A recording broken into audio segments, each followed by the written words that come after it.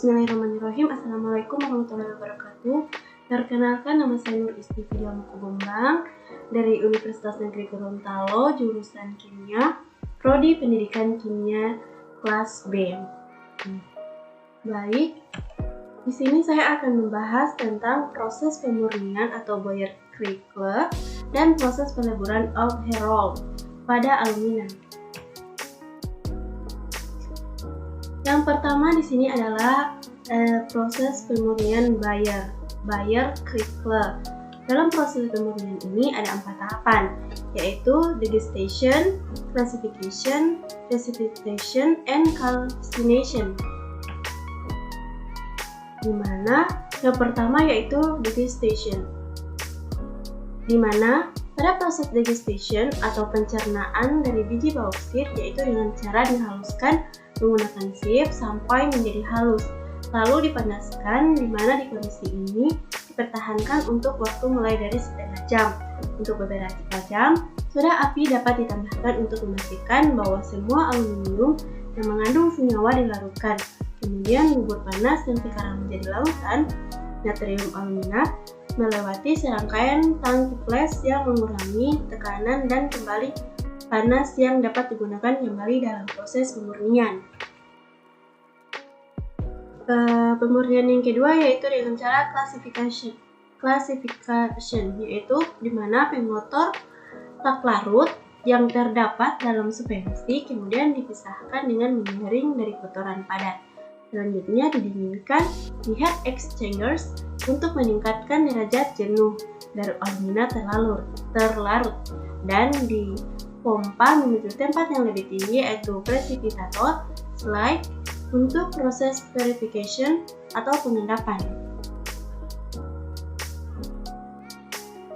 Proses pemurnian yang ketiga yaitu dengan cara purification.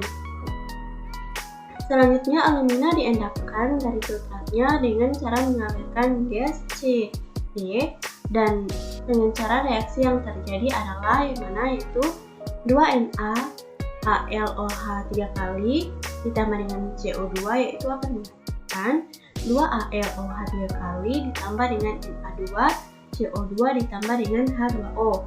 Nah, di mana campuran dari kotoran padat disebut Rm. Selanjutnya larutan hidroksida didinginkan dan aluminium hidroksida dilarutkan presipitat dengan fasa putih atau solid halus. Proses pemurnian yang ketiga yaitu dengan calcination, di mana di proses calcination ini dipanaskan sampai dengan 1050 derajat Celcius. Lalu aluminium hidroksida terurai menjadi alumina, yaitu memancarkan uap air dalam proses, di mana reaksi yang terjadi yaitu 2AlOH 3 kali menghasilkan Al2O3 ditambah dengan 3H2O, di mana dihasilkan aluminium oksida murni AlO yang selanjutnya menuju proses peleburan dengan proses Al-Herold untuk menghasilkan material aluminium.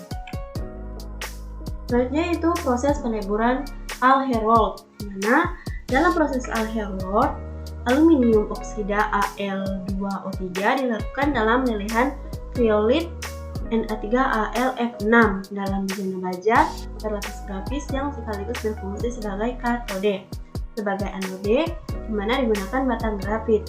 Selanjutnya itu elektrolisis dilakukan pada suhu 950 derajat Celcius.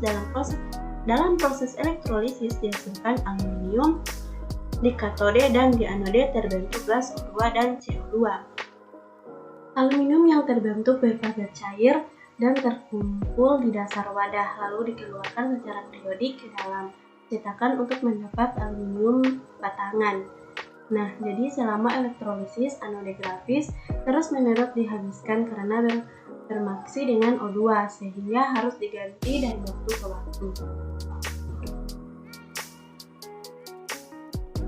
Oke, baik, itu dari saya. Wabillahi taufiq wal hidayah. Wassalamualaikum warahmatullahi wabarakatuh.